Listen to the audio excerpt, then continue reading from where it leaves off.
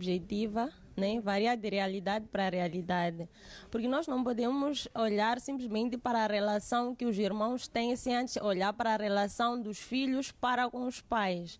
Existem casos muito específicos de pais que simplesmente não procuram ter esse diálogo, essa conversa com os seus filhos, simplesmente porque acham que qualquer informação que os filhos trazem é como se estivesse a confrontar aquilo que é a educação dos próprios pais.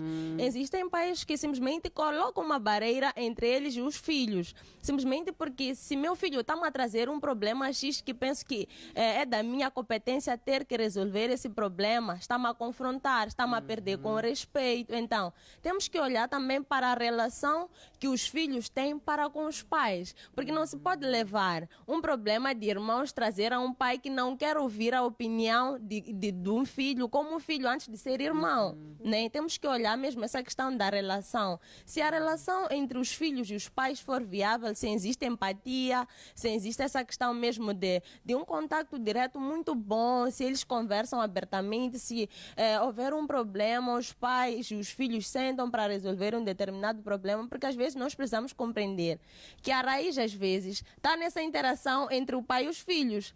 Acabam existindo rivalidades entre irmãos porque pai e mãe não querem sentar como filhos para conversar e sanar alguns problemas ao nível da família. Então, o que acontece? Às vezes os irmãos acabam criando rivalidade porque talvez um deles tem mais acesso ao pai diferentemente do outro. Acabam pensando que não, existe essa rivalidade porque meu irmão tem mais acesso ao meu pai diferente de mim, o meu pai dá mais prestígio ao meu irmão. Então, como família, qual é a relação que os filhos, como filhos têm com os pais? Só daí que podemos perceber se os filhos têm essa liberdade de sentar e conversar com os pais ou se existe essa barreira de limitação, porque tu és filho, tens que ouvir simplesmente aquilo que eu digo, se estás a me confrontar, estás a me desrespeitar, ou se olham para um problema trazido pelo filho como problema realmente ou como filho um problemático. Então, essa questão mesmo é subjetiva, varia de família para família, mas eu penso que é essa necessidade dos pais darem mais liberdade aos filhos. E uma das coisas que eu penso que podemos pensar é: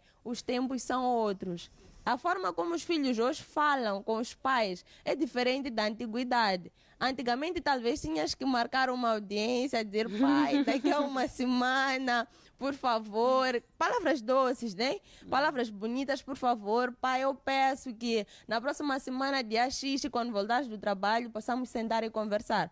Mas hoje em dia, é normal tu encontrares um jovem adolescente e dizer: papai, eu quero falar contigo. Né? Talvez essa maneira de falar por causa do desenvolvimento, os pais acabam olhando para aquilo como falta de respeito, mas talvez seja por causa da tendência social, o paradigma dominante naquele exato momento. Já que está com o microfone aí, a palavra está consigo, vou aproveitar para deixar ficar as últimas considerações. É certo.